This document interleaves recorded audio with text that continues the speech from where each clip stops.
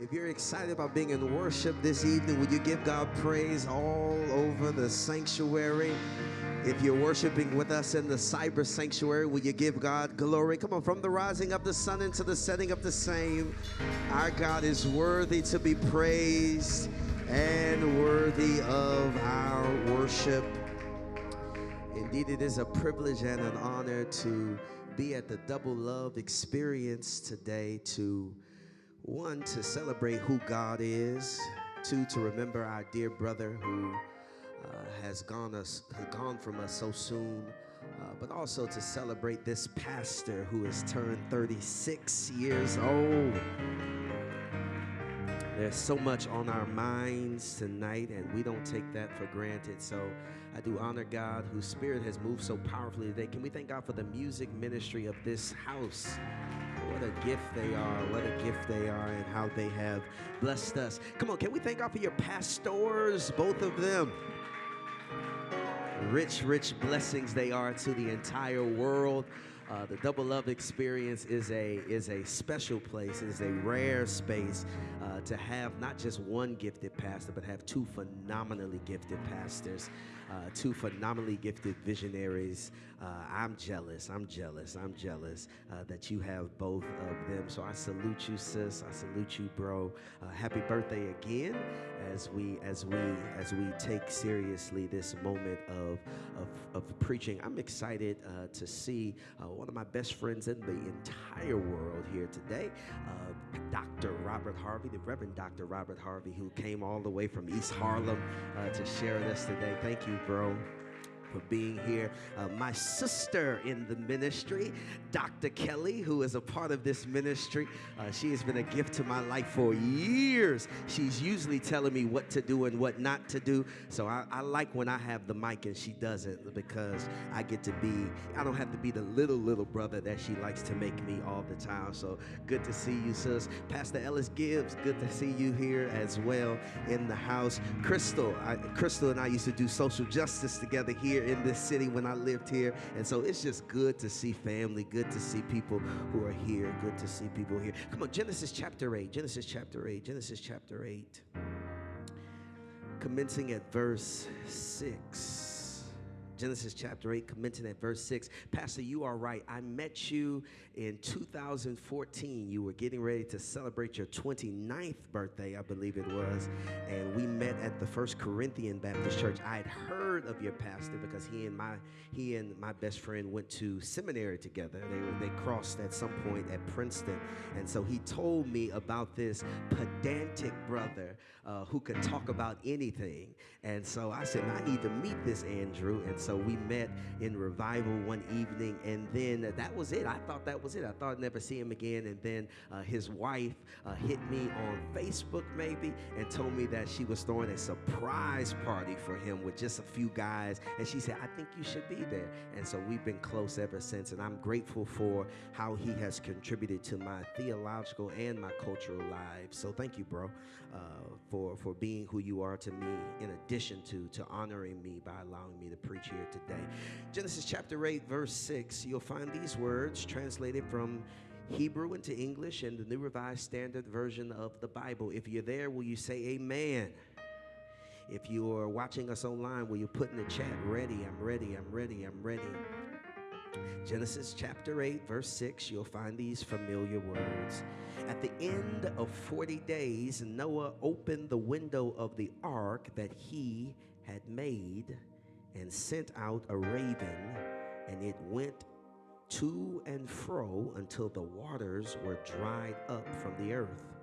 Then he sent out the dove from him to see if the waters had subsided from the face of the ground. But the dove found no place to set its foot, and it returned to him to the ark, for the waters were still on the face of the whole earth. So he put out his hand and took it and brought it into the ark with him. He waited another 7 days, And again, he sent out the dove from the ark. The dove came back to him in the evening, and there in its beak was a freshly plucked olive leaf. So Noah knew the waters had subsided from the earth. Then he waited another 7 days and sent out the dove, and it did not return to him anymore. Verse 15, then God said to Noah, go out of the ark, you and your wife and your sons' wives with you. Bring out with you every living thing that is with you of all flesh. Verse 12, then he waited another 7 days. For time and desires to share this evening, I want to think on the thought, 1 week at a time. 1 week at a time.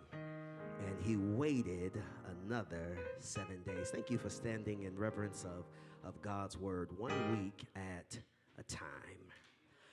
You know, what I really love about Drew and what I love about the ministry that they are creating here at Double Love is that there is a strong ethic for one to be able to tell their own story. It is still really a rare occurrence that people are able to speak for themselves and narrate their own experiences and assert their own understandings of who they are and what they can be in the world, because we do live in a country that is actively trying to crush us down to size and fit into the boxes that have been constructed and narrated for us. I don't know if you ever feel as if there's something in the DNA of this country that is intent on robbing the voice of free, courageous, even rebellious black minds, black voices, and black lives.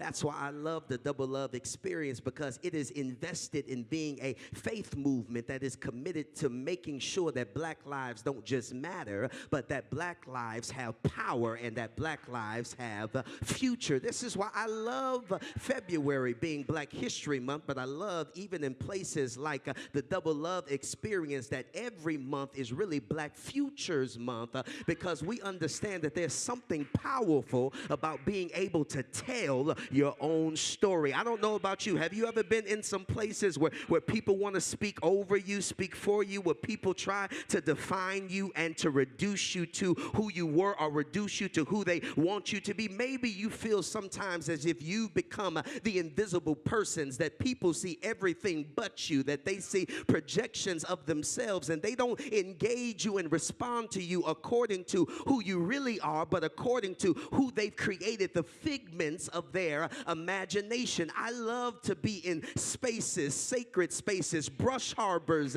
even where we can move outside of the gaze of whiteness, where we can move outside of those gazes that attempt to reduce us or commodify us in ways that don't speak to the brilliance and the truth of who we really are. I'm excited to be a person that understands that I was created in the image of an ever-living, ever-loving, ever-present, ever-creative God, and that gives me a certain capacity to love myself, be myself, and to tell my own story. And the reason why I bring that to your attention is because I know your pastor is a lover of literature. He is a lover, I know, of a sister by the name of Zora Neale Hurston. Zora Neale Hurston has some brilliant material. In fact, she is responsible for the kind of courageous truth-telling that I often like to do in writing myself. But I know that as much as we love some of the popular texts that she gave to the world, that Zora gave to the world, that there was at least one text that the publishing world did not want to see the light of day because it told too much truth. And that was the brilliance of Zora Neale Hurston, is that she allowed the characters that she wrote to speak the truth of black hope and black creativity and black brilliance and black struggle and black joy and black lament and black disappointment and black enslavement and black underemployment and black unemployment and black lynching and black preaching and black singing and black dancing. That there's something about Zora that it knows how to tap the nerve of what it means to be the full range of blackness. And there ought to be some people in the room that could thank God that our black is textured and it's unique and it's varied, that there's not one meaning of being black, but there are at least 30 million meanings of what it means to be black, because all of us bring uniquenesses into life. But there was at least one text written in the 1930s by the name of Barracoon. It was the story of the last black cargo, and she wants to tell the story of a man who was trafficked into the United States from the western shores of Africa years after the international slave trade was allegedly over. The slave trade allegedly ended in 1807, but he was brought into these United States. He was brought into this slavocracy in 1860, 53 years after it was deemed illegal to bring Africans from the western shores of Africa into the Americas. And as she writes the story of this brother, she writes a story of someone who understood that he was not an American citizen, but he was an American cargo, that he was brought to this country not to buy commodities, but he was brought to this country as a commodity. Can I stop just for a moment? And I promise I'm getting to my text, but we must be very clear as we look at what happened in Kenosha, Wisconsin, and look at what can possibly happen in Brunswick, Georgia, that we must remind ourselves that we live in a country that is built on stolen land and stolen labor, that this is not a democracy, but this is a kleptocracy, because democracies are nations that are ruled by the people, but kleptocracies are nations that are ruled by the rich who steal what they want to steal. This is a country that is built on stolen land and stolen people, people stolen from the western shores of Africa, and land stolen from indigenous brothers and sisters who had a unique relationship to the land. We live in a slavocracy, but as Zora Neale Hurston is telling the story of this brother, as he is telling the story of Cudjoe Lewis, that she tells the story of how he experienced disorientation of being in a new land, how he experienced the self-determination of black education, how he experienced separation trauma and violence at the auction block and disappointment for reparations being denied. And while she's creating this thick, textured understanding of what it means to be black, she drops a theological bomb that I've not been able to shake since I read it those years ago in that book, as she's summarizing this black man's experience who was not a citizen but was cargo. She says, though the heart is breaking, happiness can exist in any moment, because the moment in which we live is all there really is, and so therefore we might as well keep going. I wish somebody caught that in your spirit. I know sometimes I speak fast, but what she said was, although our hearts are breaking, and I know your heart is breaking, Double Love, that you must learn how to find happiness in every single moment, because the moment in which you live is literally the only moment that you have. And when you're able to embrace that the only moment that you have is the moment in which you live, it creates a kind of, it cultivates a kind of resilience that tells you you might as well keep going. And I just want to poll the house and wonder, is there anybody in here tonight that can say, I don't like everything that I'm facing, but I might as well keep going? Why? Because I was born today to be a custodian of the moment in which I live. And child of God, you can't fix tomorrow. All you can do is manage today. Child of God, you can't predict tomorrow. All you can do is manage today. Child of God, you cannot change tomorrow. All you can do is manage today. I need at least 10 people in the house that can say, I'm just going to keep going. Since I woke up this morning, I might as well keep going. Since I brushed my teeth today, I might as well keep going. Since I'm still breathing and moving and living and loving, I might as well keep going. Child of God, all you really have is this moment. That's why, Pastor, as you embark on this new year of life, I caution you not to try to live today for tomorrow, but how about you try to just live 1 week at a time?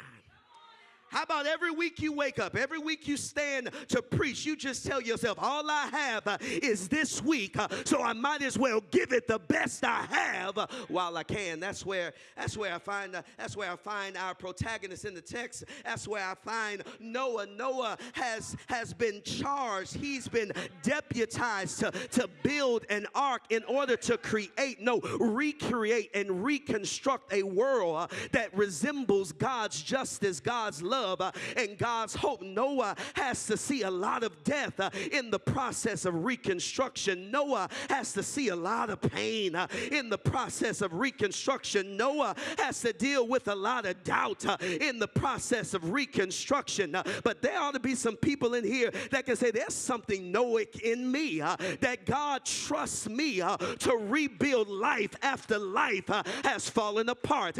Can I get just some folk who can be honest that there are times where life just falls apart.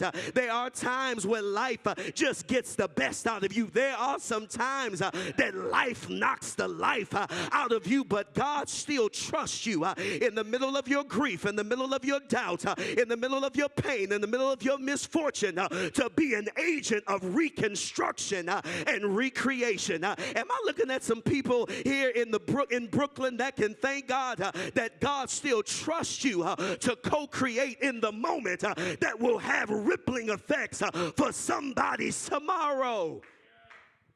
I love this because God asked Noah. No, God deputizes, God demands that Noah builds a big cypress box that they're supposed to rely on as they move through the currents and the floods. This is not some self-propelling cruise liner. This is a big box that's going to go wherever the waves take it. And Noah has to build this boat in the middle of a time where rain does not make sense. Noah does not know anything about rain. And God asked Noah to build an ark. And if you check the biblical record, you will find out that Noah does not build this ark overnight, but it takes Noah 100 years to build an ark. If you take the timing in the text seriously, it takes Noah 100 years to build an ark because rain is coming, and for 100 years there are no floods. For 100 years it seems like he's building something that's unnecessary for the world in which he lives. For 100 years he's chopping and hammering and nailing and growing. For 100 years he's chopping and hammering and nailing and growing. For 100 years he wakes up, same routine. He doesn't see rain, but he's chopping and growing and hammering and lifting. He doesn't understand if God is going to do what God said God would do. For 100 years he chops and he grows and he hammers and he lifts. Are y'all hearing what I'm saying? That God gives him an assignment that does not make sense in the moment. And for 100 years he wakes up with question marks, with hammers in his hand. For 100 years he wakes up with doubts, with nails on his floor and wood outside his home. But for 100 years he keeps on chopping, he keeps on growing, he keeps on hammering, and he keeps on lifting. And I want to know, is there anybody at the Double Love Church that can say that's a testimony for me? Because I've been engaged in some hard work and I haven't seen the fruit of my labor yet. But if God said I must do it, I shall do it. Pastors, I know you didn't expect to build a church in the middle of a pandemic. I know you didn't want to become a camera preacher and a camera teacher and a subway giver, but you had to figure out how to keep on chopping and growing and hammering and lifting when it did not make sense. And maybe there's some people here today, like Noah, like your pastors, who understands what it means to work for God with an open question. Is God gonna actually do what God said God would do? But then one day the floods came. One day the clouds grayed. One day, the earth no longer looked like the place that Noah had inhabited for all those years. And then he spends a time in the boat. Not only did he have to wait for God before the flood, but now he has to figure out what it means to trust God in the middle of the flood. And maybe there's some people tonight that can say, all I can do when I'm in the middle is to take it 1 week at a time. You heard the text. He got the dove, released it 7 days later, got the dove, released it 7 days later, got the dove, released it, and then God showed him what he'd been looking for. Y'all got a few more moments for me to walk through this story about Noah? Okay, let me say something. I'll try to say it quickly, Pastor. The first thing I see here is that if you want to learn how to live 1 week at a time, you have to assess your survival instinct. You have to assess your survival and say, here's why this is important. Though it rains for 40 consecutive days and nights, the greatest disruption of Noah's life is not the rain that's falling from the sky. If you go back to the earlier chapters, you will find out that what floods the earth is not the rain. What floods the earth is the undercurrent of water that comes out of the ground. God told them it would rain for 40 days and 40 nights, but that's not what flooded the earth.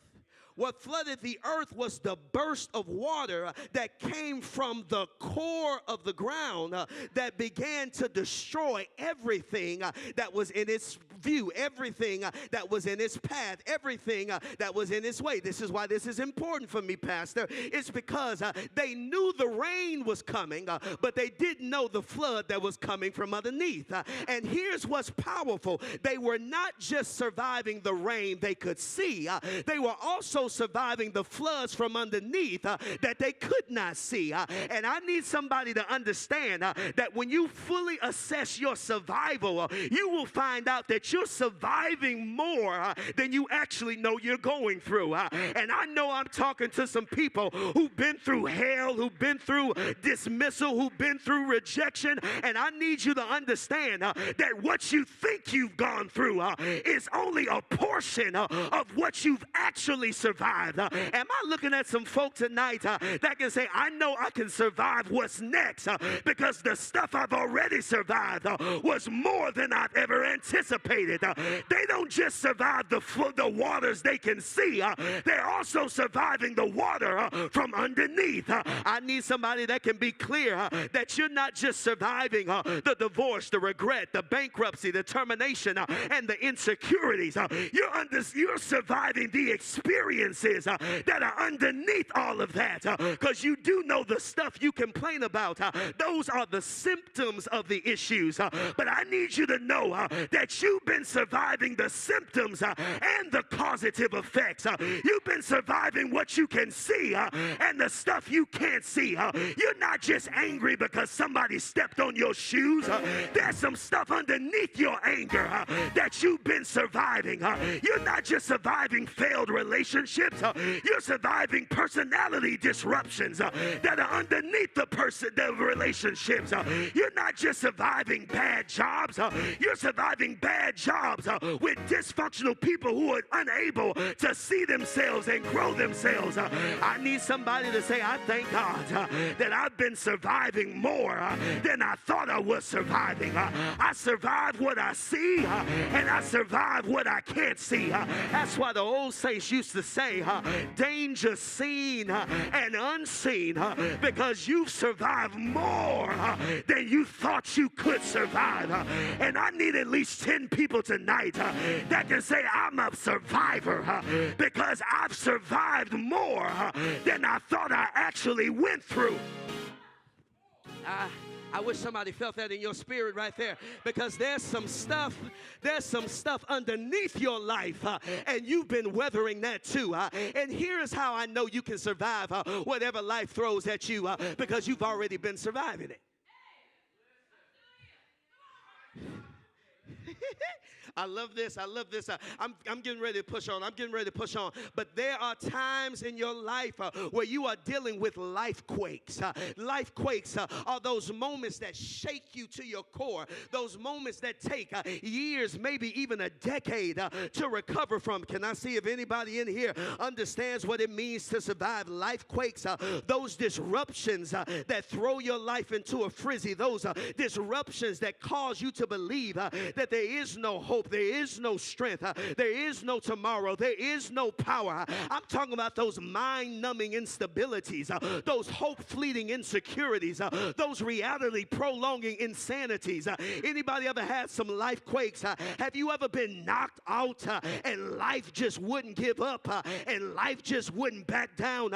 I need some people that can say, I know what it means to go through life quakes. A debilitating car accident, that's a life quake. Money devouring decisions, that's a life quake. A breath snatching diagnosis, that's a life quake. An alienating empty nesting, that's a life quake. A purpose deficient job, that's a life quake. A heart-rending ending of love, that's a life quake. Anybody ever had some life quakes? And guess what?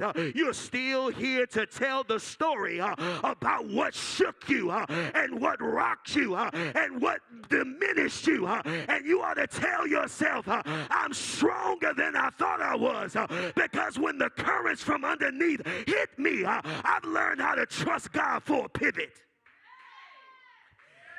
Anybody getting ready to pivot this year? Anybody getting ready to pivot this year? I don't know what your life quake will be, and it's coming, but you ought to tell yourself, God has fortified me long enough and strong enough and clear enough that whatever hits my ship, I can pivot and watch God do what only God can do. Do I have any pivotal disciples in here today? Come on, where are the believers that can say, when the waves hit, I pivot. When the storm rocks me, I pivot. When the doctor gives bad news, I pivot. When death happens, I pivot. It does not mean I don't cry. It does not mean I don't weep. It does not mean I don't go to therapy. It does not mean I don't take my medicine. It just means I trust that tomorrow is possible after the quake.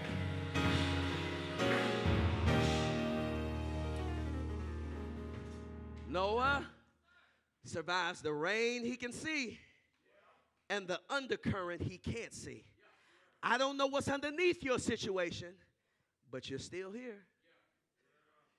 Here, secondly, not only do you have to learn how to assess your survival instinct, you also have to learn how to advance your sustained investments. The reason why you're still here is not because you've just been allowing life to happen to you. The reason why you're still here is because some sort of way you've been happening to life. You've been showing up in the messy middle, giving it every fiber of your being, because you understood that survival was not just connected to what God was going to do. I wish I had some unspoiled disciples watching on the internet today that can say, my spiritual entitlement does not allow me to wait for God to do everything. I've learned how to let God be God, and I work the way God trusts me and the way God sees me. Anybody here say, I'm glad God trusts me with co-creation. God does not want me spoiled. God does not want to do everything for me. God does not want to take away my agency. That's what it means to be free, is that you trust yourself the way God trusts you. God still has you in church on a Sunday evening because God trusts you to live a life of flourishing, to live a life of justice, and live a life of wholeness. Can somebody say, God, I thank you that you trust me more than I trust myself. That God trusts you more than you trust yourself. I thank God for the faith of God, not just faith in God. I thank God for the faith of God, that God has faith in me. And because God has faith in me, I've got a tomorrow waiting for my feet. I've got a tomorrow waiting for my dreams. I have a tomorrow waiting for my moves and my dance and my rap and my song and my power because God trusts me. Okay, let me see. Okay, I know we love Dr. Howard John Wesley. Good, really good guy, really good guy. He reminded me of something not too long ago. Is that when I was in Sunday school, and my grandmother was my Sunday school teacher. Don't tell my grandpa I'm getting ready to say this. But when I was in Sunday school, I was taught that Noah was on the boat for 40 days and 40 nights. But when I went back and read the text, I realized that Noah was on that ship for much longer than 40 days. In fact, if you look at the numbers, Noah was on that ship for 370 days. The rain hit the boat for 40 days. The water from underneath came for 110 days. The water took another 150 days to start receding. And then it took another 70 days for all the water to be completely gone. Okay, can I do that one more time for Bible? Noah was not on the boat for 40 days. He was on the boat for 370 days. It rained for 40 days. The water came from out of the ground another 110 days. Then it took another 150 days for the water to go back in any sort of way. And then for all the water to be gone altogether, it took 70 additional days that Noah was on the boat, marking time and darkening the hallways of that ark for more than a year. For more than a year, Noah had to shelter in place. For more than a year, Noah had to be locked up with animals that had different schedules, animals that had different temperaments. For more than a year, Noah had to be in a place that was not ideal, a place that did not make sense, a place that was actually a hazard to his health. But here is what I love, Pastor, is that although he spent more than 300 days on a boat with no sign of improvement, no sign of betterment, no sign of increase, no sign of deliverance, no sign of healing, no sign of growth, no sign of advancement, no sign of strength, no sign of authority, Noah still opened the window, grabbed a dove, and released it, and said, let's just see what happens. Lord have mercy. I wish I had my preaching strength today, Pastor. I've been feeling down today. But I wish I had my preaching strength here today, because what I found out is that when you are really forced to trust God, it's so easy to get faith fatigue. Because people always say God is never late. Well, God ain't never early either. And I've had to learn how to wait on God when my strength was draining, when my creativity was waning, when my passion was going away, when my hopes were being diminished. Am I the only one that's ever had some empty weeks of soul, empty weeks where you had to find a new normal, and your new normal had no peace, it had no joy, it had no freshness, it had no restorative routine. It had no sense of love, but you still had to find a way to open up some windows, grab a dove, and release, and just see what's going to happen. And I need somebody to understand that the way you're going to survive whatever your this is to keep a posture of radical patience, no, revolutionary patience, where you tell yourself, I don't know when it's going to happen, but I'm going to keep on doing whatever I need to do to survive, because tomorrow might just be the day. Can somebody give God glory and say, when I woke up this morning, I said, I'm giving today my best because today just might be the day.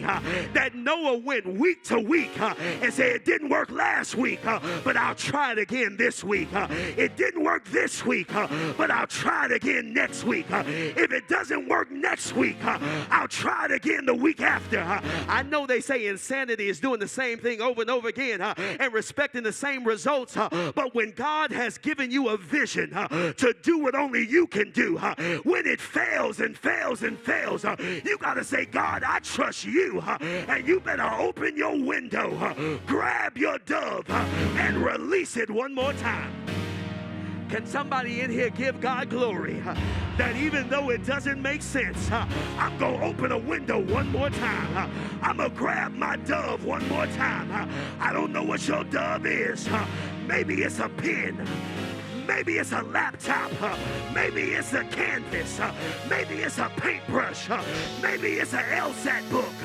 Maybe it's the MCAT book. All I'm telling you is that when you don't see any progress, grab it again. Open a window and give it one more try. I said grab it again. Open a window and give it one more try.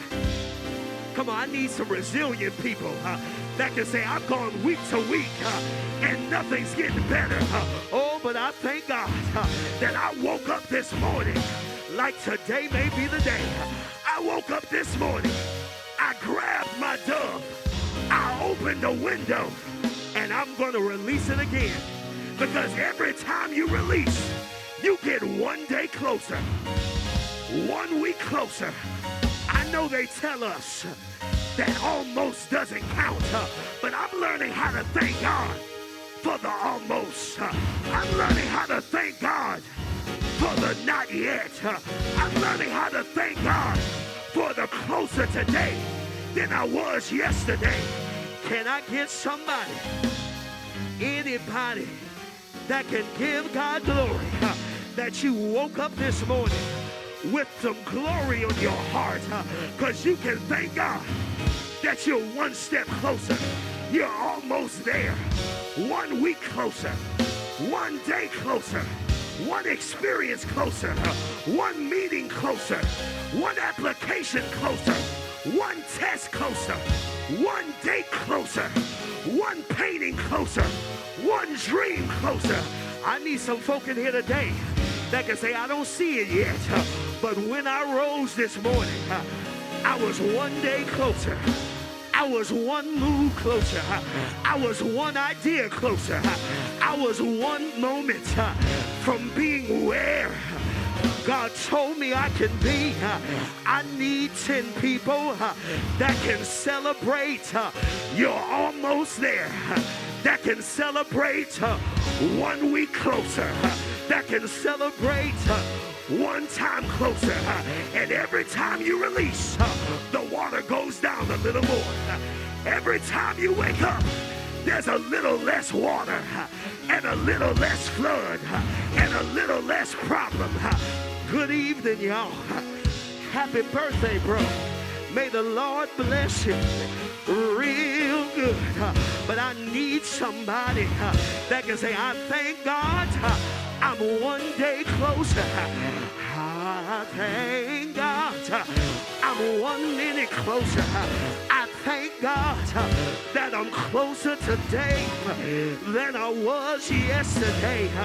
I'm done, y'all. But I thank God for survival instinct. I thank God for sustained investments. But I also thank God for sufficient impact. I said sufficient impact.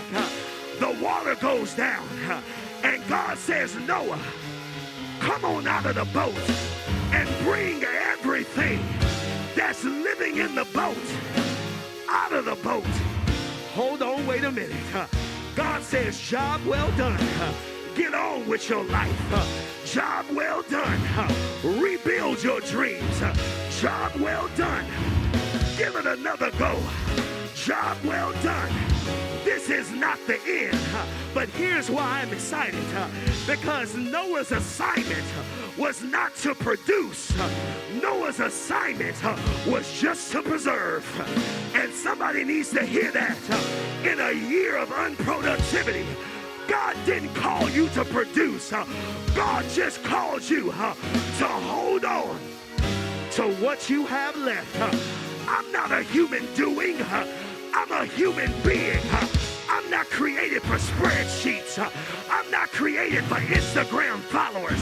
I'm not created for likes and clicks. I was created to preserve what I have. And I need somebody that can say, I didn't hit my quota, but my mind is still intact. I didn't do everything I wanted to do, but I'm still here.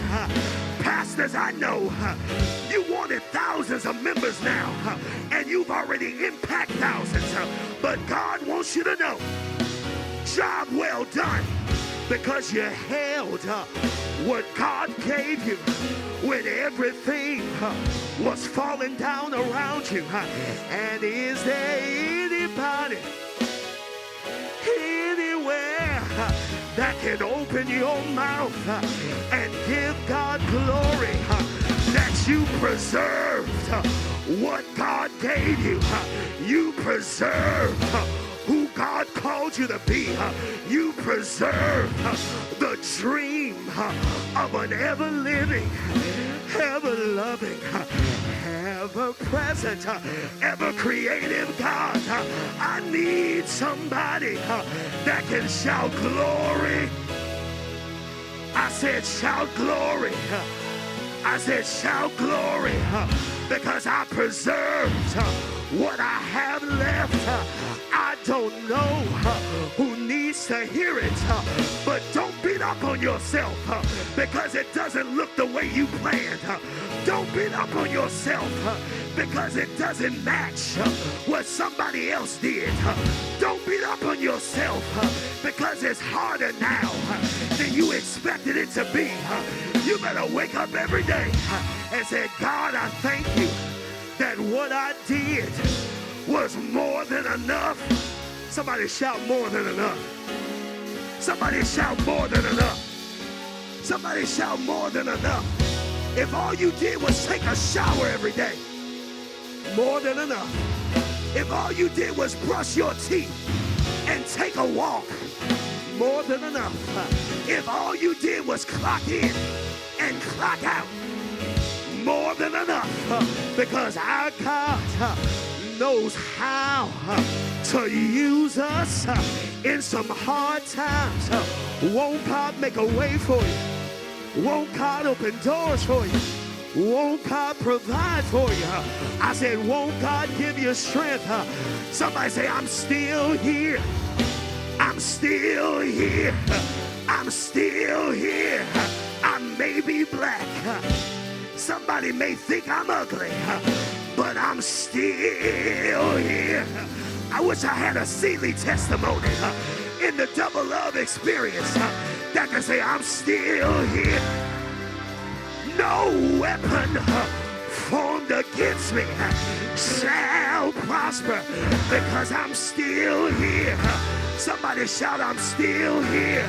And when you give God all the glory and give God all the praise, and when you trust in God with all your heart, God will, she will direct your path.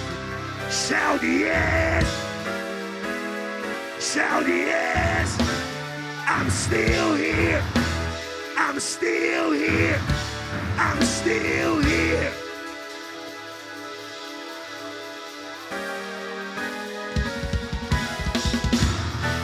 And when I think of the goodness of Jesus and all the Lord has done, my soul, I feel like preaching, my soul, somebody shout my soul cries out, hallelujah. Hallelujah. Yes. Yes.